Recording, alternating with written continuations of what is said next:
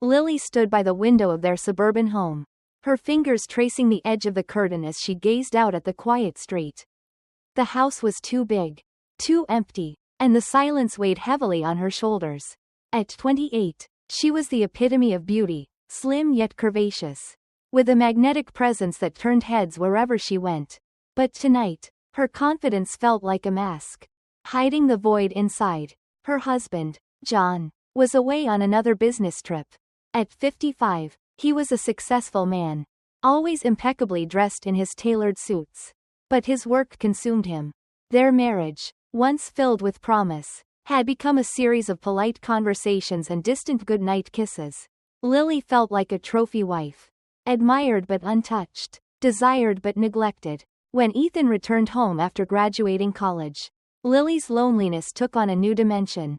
At 22, he was the spitting image of his father in his younger days, tall, athletic, with a charm that was both innocent and intoxicating. He moved back into the house, his presence filling the empty spaces with laughter and energy.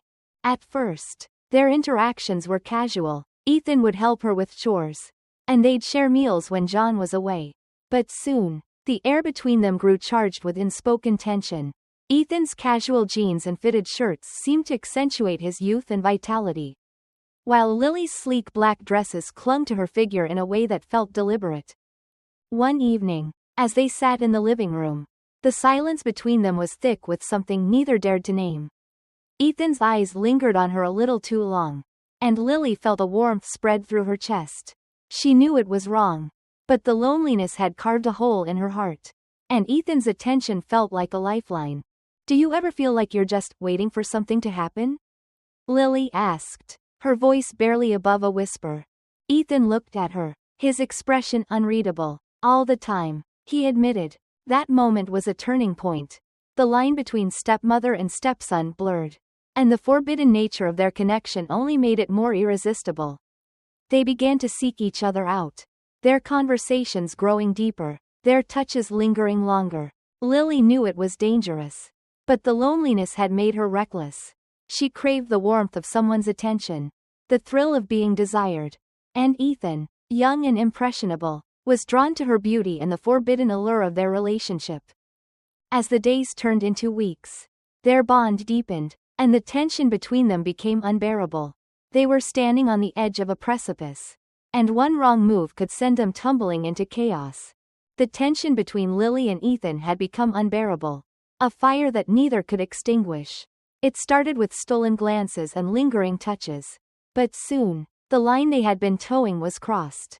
One evening, as the house lay silent and dark, Ethan found Lily in the kitchen, her sleek black dress catching the moonlight.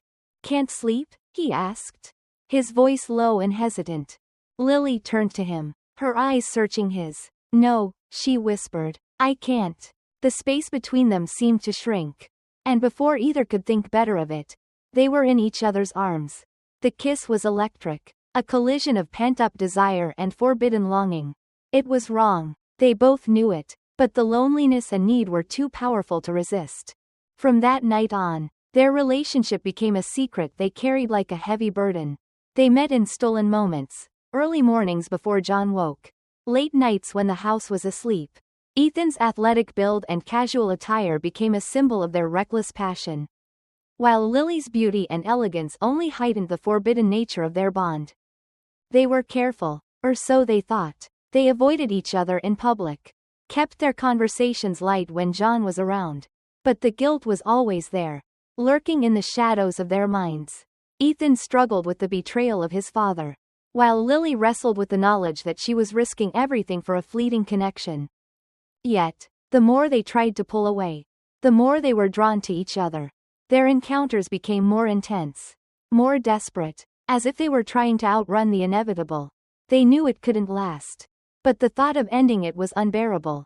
One night, as they lay together in the dim light of Ethan's room, Lily broke the silence. "What are we doing, Ethan?" He didn't answer immediately, his fingers tracing patterns on her arm. "I don't know," he admitted finally, "but I can't stop." Neither could she. The loneliness that had driven them together now bound them in a web of secrecy and desire. They were trapped in a cycle of passion and guilt. each moment together bringing them closer to the edge of disaster. The house felt different that day, heavier. As if the walls themselves were closing in. John had returned home early from his business trip. His formal suit still crisp. His demeanor calm but distant. He noticed the subtle changes immediately, the way Lily avoided his gaze. The way Ethan seemed to tense whenever he entered the room. It started with a text message. John's phone buzzed on the kitchen counter. And he glanced at the screen. It was from Ethan, but the words weren't meant for him. I can't stop thinking about last night. The message read. John froze, his heart pounding in his chest. He scrolled up, his hands trembling as he read the exchange between his wife and his son. The betrayal hit him like a tidal wave, leaving him breathless and disoriented. He confronted them that evening, his voice low and steady but laced with fury. How long has this been going on? He demanded, his eyes darting between Lily and Ethan.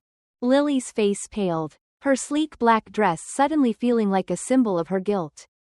John, I don't, he interrupted, his voice cutting through the air like a knife. Just don't. Ethan stood silently, his athletic build tense, his casual jeans and fitted shirt now a stark reminder of his youth and recklessness. He couldn't meet his father's eyes, the weight of his actions crushing him. The confrontation was brutal, filled with accusations and tears. John's voice rose as he lashed out at both of them, his pain and anger raw and unfiltered. You're my wife, he said to Lily, his voice breaking. And you're my son, he added, turning to Ethan. How could you do this to me? Lily tried to explain, her voice trembling. I was lonely, John. You were never here. I needed someone. And you chose him? John shouted, his face red with rage. My own son? Ethan finally spoke, his voice barely audible. I didn't mean for this to happen. It just did. The house, once a sanctuary, now felt like a prison. The secrets that had been carefully hidden were laid bare. And the damage was irreparable. John's trust was shattered, and the family dynamic was forever altered. In the days that followed, the tension was unbearable. John moved into the guest room, his formal suit hanging in the closet like a relic of a life that no longer existed. Lily and Ethan avoided each other, the guilt and shame too much to bear. The secret had been discovered, and the fallout was devastating. The family was broken, and the road to healing, if there was one, seemed impossibly long. The house was silent now, a shell of what it once was.